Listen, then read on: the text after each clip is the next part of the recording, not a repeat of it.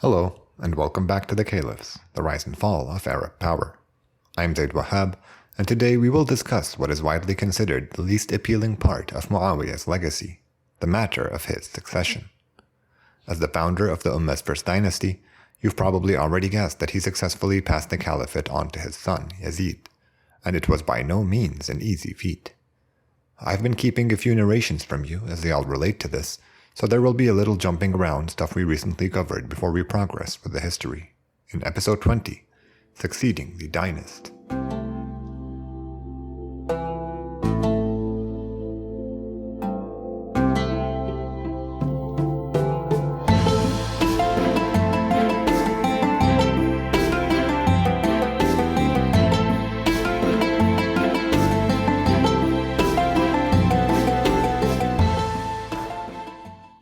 I am not sure how effective dividing our last episode up into themes really ended up being.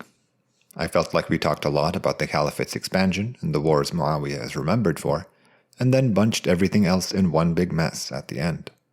Well, this episode won't suffer from that kind of divided focus, as it's all about the same thing: how Muawiyah made a dynasty out of a caliphate. It's a story that the Arab narrations don't agree on, and to be honest, I'm a little disappointed if you're in any way surprised by that.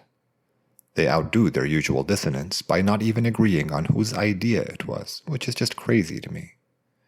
There are so many different approaches to this story that pro- and anti-Umayyad sources will sometimes agree on the facts but explain them in ways that serve their respective narratives. So for example, anti-Umayyad accounts might say that Muawiyah intentionally corrupted the caliphate by making it dynastic, whereas pro-Umayyad accounts will insist that it was part of his duty as caliph to leave the Ummah in good hands, and what better hands than the ones he had personally groomed for the role. Similarly, other pro-Umayyad sources might report that Muawiyah never intended to bequeath his son, but Yazid was so popular that there was simply no alternative. While some anti-Umayyad accounts agree that it wasn't Muawiyah's idea, but that another Dahiya, al-Mughira specifically, duped him into doing it in order to turn the Arabs against him. All this disagreement only grows louder and more discordant as we move forward, so I'm going to go ahead and cut it out of our narrative, and just point to it every now and again instead. It seems clear that Muawiyah, who had a keen understanding of his people and their politics, kept his eye on the possibility that his son could succeed him and inched towards it every chance he got. Practically speaking, Muawiyah just had to make sure that everyone would pledge allegiance to Yazid once he was gone, and one straightforward way he encouraged that was by giving Yazid some prominent positions of authority to boost his public image, like those high-profile raids on the Byzantine capital we discussed last time. We also mentioned al-Akhtal, the court poet who crafted an illustrious body of work, much of it made up of praise for his generous patron Yazid. If this doesn't strike you as very effective, then maybe that's because I haven't given Arabic poetry its due. It was an extremely potent political medium, and al-Akhtal was on another level. 10 of his works were posthumously appraised as flawless examples of traditional Bedouin poetry, making him the greatest poet of his time. The fact that al-Akhtal's works wielded such political influence is yet another reminder of how tribal Arab politics remained at this stage. Bedouins had always found honor in being lionized by their poets, and they struck at their rivals in verse before anything else, and the Umayyads had the sharpest tongue in the Ummah. Not only was his praise eloquent, but al-Akhtal's satires of their enemies were scathing, earning him a place at the Umayyad court for a very long time. But back to the problem at hand. You could only do so much to puff someone up, and Muawiyah wanted to improve his son's odds beyond what some slick PR could achieve, and that meant taking care of the competition. Now I hope it goes without saying that every one of these stories has as many deniers as it has different versions, but there, I just said it, and this disclaimer applies to all these tales about the different people whom the caliph saw as a potential threat to his plans for succession. Now apart from the Kharijites, nobody really contested that only Quraysh had the right to leadership, so there was only one tribe for Muawiyah to worry about. There were still plenty of ambitious Qurayshis, however, whom the rest of the Ummah looked up to. We'll approach things chronologically, at least as far as we can tell, which means we'll start with Abd al-Rahman ibn al-Khalid ibn al-Walid. You remember Khalid, right? the amazing general who basically defeated the Byzantines and conquered the half of their empire which Muawiyah now governed? Well, like him, his son Abdurrahman was celebrated for his many military accomplishments in Syria. At some point, probably during Uthman's time, Abdurrahman was even put in charge of the frontier city of Homs and asked to command its armies against the Byzantines. He fought against Ali's forces during the bloody battle of Siffin, and after Muawiyah's ultimate victory, he returned to Homs and led several raids against the Byzantines once again. So pretty much his entire storied career was in service of Muawiyah. Well, it's not the service that put him on Muawiyah's to-do list. It's all the glory that he earned rendering it. The story goes that while congratulating the armies of Homs for one of their latest winter raids, the caliph got chummy with the troops for a minute, and after he commented on their obvious admiration for their commander, Abdurrahman, some replied that they thought he would make for an amazing caliph one day. And so the die was cast. Obviously, there are many different variations on the story, but the level of disagreement here is actually pretty low. And after beating around the bush a little, they all boil down to the disloyalty from Abdurrahman's troops freaking Muawiyah out. Abdurrahman bin Khalid ibn al-Walid died of poison on his way back from a winter raid against the Byzantines in 666 AD. The thing about poison is that it was one of Muawiyah's favorite weapons. You might remember that after he'd used it to take care of Ali's right-hand man, Malik al-Ashtar, he bragged to Amr ibn al-As by saying some of God's soldiers hide in honey. Our sources also tell us that Muawiyah's personal doctor was a Christian physician with extensive knowledge of venoms and other poisons, and a few years later, Abdurrahman's son avenged him by taking that man's life. Another way we can tell that Muawiyah was blamed for Abdurrahman's death is that Umayyad relations with his clan, the Banu Makhzum, immediately deteriorated. They didn't turn hostile or anything, but as an influential clan living near the Hijazi cities of Mecca and Medina, their grievances significantly soured the mood against the caliph on the west of the Arabian Peninsula. This turned out to be surprisingly significant. Although Muawiyah really hated it when his doctor was murdered a few years later, he let his killer go with a simple fine, probably so as not to further erode his relationship with the other Qurayshi clans. Now I'm sure Muawiyah knew what he was doing when he ordered the hit, but honestly Abdurrahman didn't seem like such a threat to Umayyad control when I first read about him. There were other great commanders around during this highly martial period for the Arabs, each with their own throng of loyal troops. But what set Abdurrahman apart is that he was of Quraysh, and so he could actually aspire to the position of caliph. This even meant that his strong connections to the Syrian tribes were also a liability. Since he presented them with a potential alternative to Muawiyah, he risked splitting the power base upon which Umayyad authority was upheld. It's clear that as far as Muawiyah was concerned, the Qurayshi most worth worrying about was surely Al-Hasan ibn Ali ibn Abi Talib. You may recall that Muawiyah had to negotiate with him to get him to abdicate so he could be caliph, at one point even promising to name him as his own successor. Of course, Hassan saw through the, quote, promise, and you may remember that one of the terms for his abdication was that Muawiyah would not name a successor during his reign, and instead allow the Ummah to choose its own way forward after his death. Al-Hasan had not resisted the Umayyad very effectively towards the end of the first fitna, after his father was assassinated. His support in Iraq became tenuous and gave way before very long. But as always, the Hashemite clan remained a rallying point for anti-Umayyad sentiment, and as its leader, Al-Hasan's popularity only grew as the new order of affairs alienated more and more Arabs. The palpable distrust the Umayyads felt for the Iraqi tribes increasingly turned them towards Hashemite support, and we already noted how Al-Mughira was picked as governor of Kufa precisely because his brand of careful craftiness was considered perfect for the unruly city. These dynamics were surely all part of why Muawiyah insisted the Hashemites be cursed at every mosque before and after all 5 prayers, and why Marwan was always trash-talking Al-Hasan in Medina. In fact, our sources all report the long and sad story of Hujr bin Adi, a supporter of Ali's who was put to death for objecting to this cursing. Hujr was also a companion of the Prophets, and so his execution was very badly received, especially in Mecca and Medina, and it provided a sympathetic boost to the Hashemites he was so loyal to. I'd like to tell you more about him, but it's not clear if he was killed early on under al-Mughira or under Ziyad when he took Kufa over after al-Mughira's death. Most sources prefer that last one, saying that al-Mughira tolerated Hujr's complaints to keep the peace, while Ziyad was far less pliable. This is all to say that Muawiyah was keenly aware of the political threat posed by al-Hasan. Most sources agree that al-Hasan was poisoned by his wife, Jad'a bint al-Ash'ath, in the year 670, while a minority of them say that that's crazy and he just died suddenly one day. If you were surprised by her name, then I commend you for paying such close attention. And yes, she was the daughter of that al-Ash'ath, the Yemeni tribal lord who played a huge role in thwarting Ali's victory during the critical battle of Siffin and eroding support for the caliph afterwards. Her marriage to al-Hasan had predated all that, and many of those who argue that she had nothing to do with al-Hasan's death say that she's just being blamed for her father's sins. Maybe, who knows? And those who blame her have all sorts of theories about why she did it for Muawiyah, though nobody seems to question that it was somehow instigated by the Umayyad.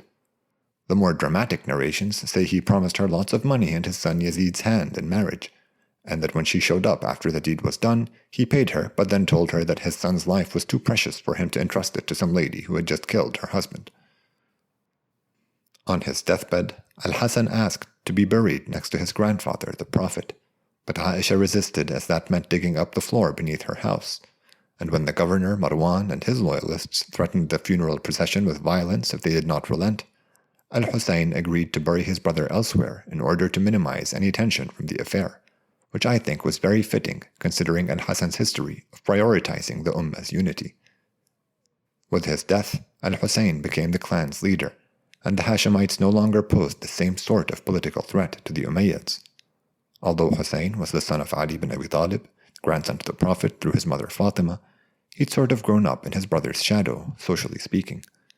He wasn't much younger and had been there throughout his clan's struggle against the Umayyads, but having never been pledged allegiance to nor proclaimed caliph meant that he lacked some of the heft of al-Hasan's standing. Muawiyah did not let up on the cursing of the Hashemites, but he didn't try to poison Hussein either, so we can say that he took no more active measures and returned to his usual preemptive tactics for keeping Hashemite support at bay. After al-Hasan's assassination, there weren't really any other Qurayshi clans for the Umayyads to worry about, but that didn't mean that Muawiyah could rest easy yet. After all, there were many other Umayyads who had done quite well for themselves now that their clan was so ascendant. One of them in particular posed a very tricky problem for Muawiyah. Sa'id ibn Uthman was the son of the Ummah's third caliph, and therein lay the issue. Muawiyah had justified his rebellion against the fourth caliph by framing it as a quest to obtain justice for Uthman, repeatedly claiming that the fourth caliph had either colluded with, encouraged, or harbored his predecessor's killers. Unlike his brothers, Sa'id understood that this could be translated into real political power, and there's this unlikely story about a conversation between him and Muawiyah. He is said to have approached the caliph after hearing rumors that he intended to nominate his son Yazid as his successors. He argued that he should be named instead, because his father was greater than Yazid's father, his mother greater than Yazid's mother, and he himself was greater than Yazid. Muawiyah responded tactfully, admitting that he could never hope to measure up to the greatness of Uthman, and that Sa'id's mother was indeed greater than Yazid's mother, because the first was of Quraysh, while the latter was from the local tribes. Depending on who you're reading, he either kept silent about the last claim or made some vague comment, but the point is, Muawiyah was aware of Sa'id's ambitions and didn't feel like he could address them directly. The fact that his clansmen had reach and ambition hadn't escaped the caliph, and he went to great lengths to keep them either satisfied or out of the way. For an example of the former, Sa'id had been wed to Muawiyah's half-sister, and Uthman's other sons were similarly integrated into the ruling family to keep everyone on the same team. Even Muawiyah himself had married at least one of Uthman's widows to minimize the gap between the two families. While this stratagem worked fine, its downside was that by elevating kin, you risked encouraging them into competition.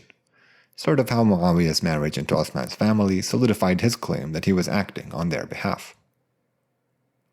Sa'id's story is just a fun diversion for exploring some of the dynamics of the age, and it won't really go anywhere. So let's pause it to start a more consequential one, involving another influential Umayyad, Marwan ibn al-Hakam, the governor of Medina. You may remember that I stressed how Muawiyah had used someone prominent for the ex-capital, and being governor of Medina boosted Marwan's standing within the caliphate even further. 6 years into it, and Muawiyah was no longer comfortable with the sort of influence Marwan had accumulated, and he had him replaced by yet another influential clansman, Sa'id ibn al-As, the guy who was governing Kufa for Uthman before it rebelled against him. Not that it matters. The sources disagree on the reason that Muawiyah had Marwan replaced, but I think it was an obvious attempt to cut him down to size, as Marwan was stripped of considerable wealth and property during this dismissal. Timing-wise, this happened right after Al-Hassan had been poisoned, about 10 years into Muawiyah's reign. A few years later, Muawiyah ordered the new governor of Medina to tear down Marwan's house in the city. At this stage, both Sa'id and Marwan were important figures, and I believe Muawiyah was trying to weaken both their hands by getting them to fight one another. Sa'id refused to go through with the demolition, and so Muawiyah had him replaced with Marwan, and now ordered Marwan to tear Sa'id's house down as punishment for his disobedience. After talking it over with Sa'id, the two are said to have written to the caliph and chastised him for trying to come between them, and after realizing that he was only driving them closer together, Muawiyah finally relented. Thanks to all the fervent disagreement, we can't be sure how Muawiyah declared that his son was going to succeed him. His first step was probably having his governors announce it during one of their speeches at their local mosques. Some narrations say the powerful and capable Ziyad was still around and managed to keep the Iraqis compliant until he passed away in 673, but it's unlikely that Muawiyah would have tried to have his son confirmed so early. The whole idea of pledging allegiance to someone didn't really lend itself to naming a successor, as it seemed to imply that you could pledge allegiance to two people at the same time, a violation of the core concept. The furthest anyone had ever pushed naming their successor was the first caliph Abu Bakr, when he strongly recommended Umar succeed him, even writing it into his will. Still though, the Arabs only pledged their allegiance to him after Abu Bakr's death. Anyway, I say 673 is a little too early because in 675, Muawiyah made an impromptu visit to Mecca and Medina. The visit is given religious undertones in some sources, but its purpose seems to have been to personally take stock of his tribe's attitude towards his plans for succession. The resistance Muawiyah met there all came from the most sensible source, the children of previous caliphs.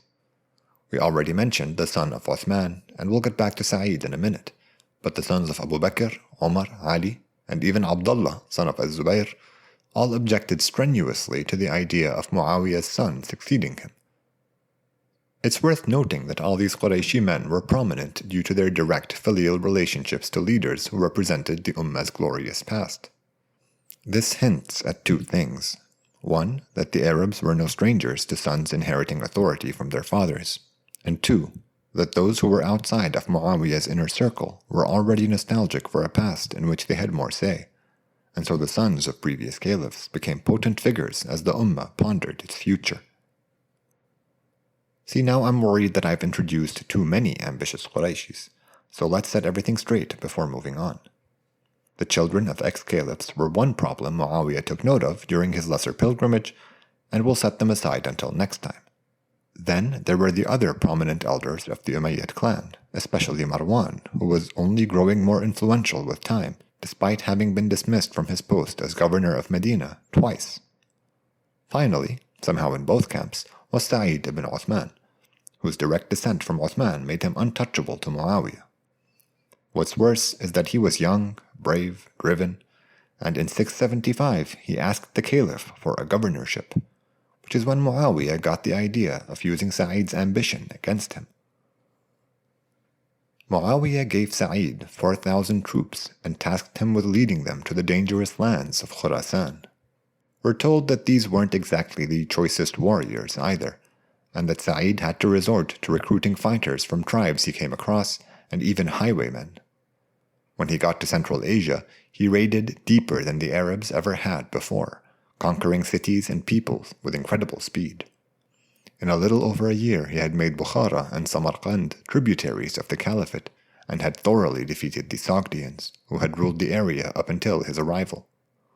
All the consequent military glory did not sit well with Muawiyah, and Sa'id was dismissed from his position in 677. It is around this late in the 70s that I think the caliph made the public push for Yazid as his successor. His governors gave speeches encouraging those under their charge to pledge their allegiance, or more accurately, to pledge it when the time came. We're told that Marwan didn't succeed in convincing the sons of the previous caliphs to get on board. It's around then that he was replaced with Muawiyah's nephew. Around the same time, Muawiyah hosted a large gathering of tribal elders at his court in Damascus, and he had some close loyalists publicly clamor for Yazid to be officially named his successor to spare the Ummah any evils which could creep in during a power vacuum.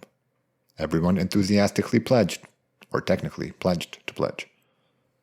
There was very little resistance to the caliph's wishes in places where Umayyad loyalists had been empowered, provinces like Egypt, Syria, and Palestine.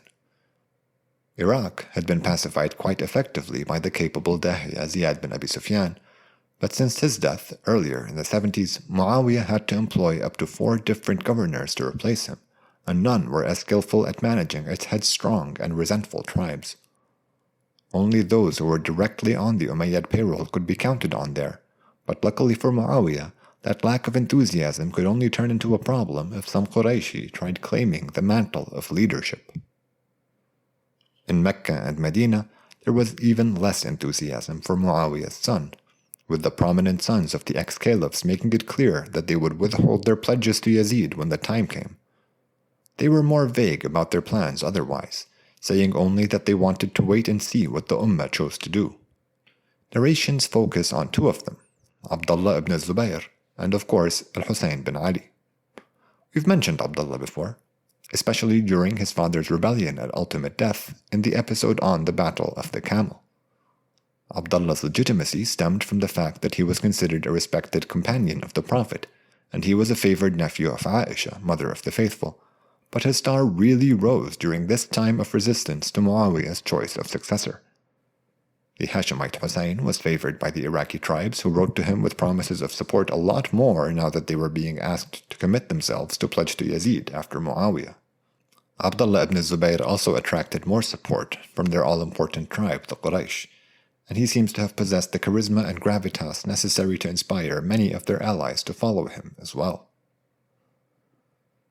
With this, the old battle lines were being drawn up once more. The re-emergence of the 3 factions reveals how brittle the unity forged by Muawiyah really was. Roughly speaking, there were those who supported the Hashemites, and Kufa remained an important center of support for their cause. The Umayyads controlled Syria and drew most of their power from the strong relationships they had built with its tribes. Their wealth had grown their networks of patronage, and the clan was so powerful that there were now multiple elders vying for prominence within it. And finally, the rest of the Qurayshi nobility seemed to have found a champion in Abdullah ibn Zubayr. It's important to note that neither of the 2 did anything to actively undermine Umayyad power while Muawiyah was still alive. That would have been a dishonorable breach of their pledges to the caliph, and few things were looked down upon as sharply as sedition. Muawiyah passed away in the year 680, and since Yazid wasn't around, he left his son a letter underlining his last bits of political wisdom. Muawiyah doesn't seem to have been worried about other Umayyads, and the clan may have been inadvertently united by the threats they now found organizing to strip them of their position at the top of the Ummah's hierarchy.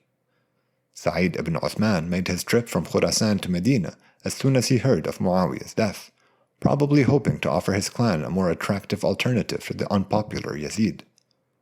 We'll talk about Yazid in more detail next time, but having grown up surrounded by the luxuries of the settled folk, the Bedouin saw him as a pampered and spoilt youth. Sa'id took 50 Sogdian noblemen as his personal slaves, and he put them to work on his estate in Medina. These 50 noble prisoners were unaccustomed to the indignities of slavery, and one day they locked up the estate, killed their new master, and then themselves. The sudden elimination of the one other Umayyad who was positioning to challenge him must have really helped solidify Yazid's position as his clan's only possible choice for caliph. This is a good point for us to end the episode on.